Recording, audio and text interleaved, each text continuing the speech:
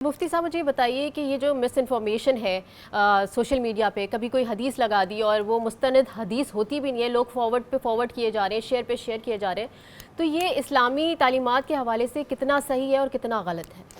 جی بسم اللہ الرحمن الرحیم وتواصوا بالحق وتواصوا بالصبر آمنت باللہ صدق اللہ العظیم۔ تمام تعریفیں اللہ رب العزت کے لیے جو کہ خالق کائنات، لاکھوں درود و سلام میرے آقا حضور صلی اللہ علیہ وسلم کی ذات پر جو اللہ کے محبوب اور خاتم النبیین ہیں۔ بہن مہوش، جو سوال آپ نے کیا، جیسے ابھی آپ نے بات کی سوشل میڈیا اور اس کا استعمال اور اس کے منفی اور مثبت پہلو کی طرف، میں آپ کو سیدھی سی مثال دیتا ہوں۔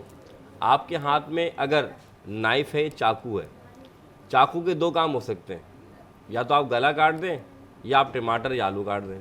تو مثال کے طور پہ آپ نے اس کا استعمال کیسے کرنا ہے۔ بالکل، انٹرنیٹ، سوشل میڈیا، موبائل، آپ لیپ ٹاپ، کچھ بھی آپ کو دیکھیں، یا آپ کا الیکٹرانک میڈیا، آپ اس کا استعمال صحیح و غلط کرتے ہیں، چیز غلط نہیں ہوتی۔ اسی کیمرہ مین پہ آپ دین حدیث بیان کر رہے ہیں، قرآن بیان کر رہے ہیں، لوگ سن رہے ہیں، ثواب مل رہا ہے۔ اسی پہ لوگ کچھ ایسے کام کرتے ہیں جس سے گناہ بھی ہو سکتا ہے۔ تو معلوم یہ چلا کہ ہم اس کا مثبت استعمال کرتے ہیں، لیکن مثبت میں بھی ایک پرابلم کریٹ ہو جاتی ہے کہ ہم اس میں بھی جھوٹ کا استعمال کرتے ہیں۔ مثال کے طور پہ آج آپ یہ وظیفہ پڑھیں، صبح آپ کے اکاؤنٹ میں 5 لاکھ آ جائیں گے، اللہ معاف کرے۔ اور یہ دانستہ طور پہ کرتے ہیں، بالکل جان کے۔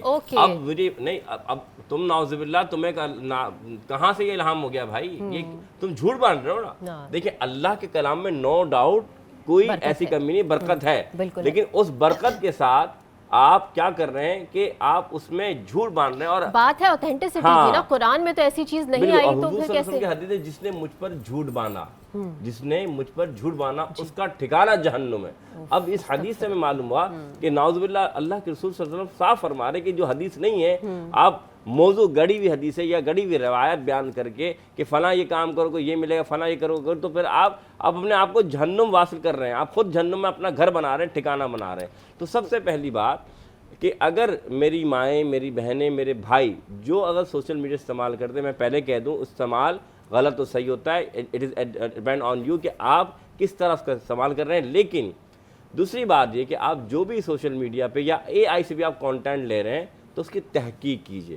ظاہر سی بات ہے، بہت سے لوگ کہتے ہیں اب اے آئی ہمیں کانٹینٹ دے رہا ہے تو بالکل دے گا وہ آپ کو اور اچھا بنا کے دے گا، لیکن شرعی طور پہ اصول یہ ہے کہ آپ کیا کریں، آپ اس کو اس طریقے سے پیش آئیں کہ آپ وہاں پر جب آپ دیکھ رہے ہوں تو آپ اس کی تحقیق کریں، اور اس طریقے سے تحقیق کریں کہ جو بات ہو آپ اس کو لے کر کہ ہاں بھی یہ بات ریئل ہے، یہ سچ ہے، نہیں ہے۔ تو یہ بہت ضروری ہے۔ اور رہا کہ اس کا استعمال، یقین مانیں کچھ لوگ اس کے استعمال سے ان کی زندگیاں بھی خراب ہو جاتی ہیں، اور کچھ لوگ استعمال سے زندگیاں بن بھی جاتی ہیں۔ اور لوگوں کو اس چیز کی سیریسنس کا اندازہ ہونا چاہیے کہ اسپیشلی جو اسلامی تعلیمات ہیں، اگر آپ فارورڈ کر رہے ہیں تو مستند جگہ سے فارورڈ کی ہوئی چیزیں آپ کریں نا، 100%۔ آپ ایسے نہ کیا کریں کیونکہ اس کا گناہ بھی ہوگا۔ بالکل، یہ اتنی سمپل بات نہیں ہے۔ دیکھیں گناہ تو الگ بات ہے، گناہ تو ہے ہی، لیکن اصل بات ہے کہ جو لوگ اس پر عمل کریں گے وہ وبال بھی آپ پر آئے گا نا کہ آپ وہ باتیں بیان کر رہے ہیں جو اللہ اس کے رسول یہ دین میں نہیں ہے، احکام میں نہیں ہے۔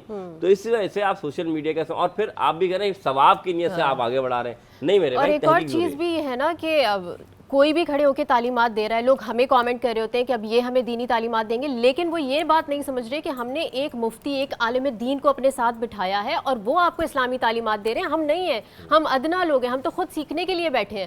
تو آپ کے سامنے اگر کوئی مفتی ہے، کوئی عالم دین ہے، وہ اگر آپ کو کوئی بات بتا رہا ہے تو اس کی اوتھینٹسٹی ہے، ادروائز نہیں ہے۔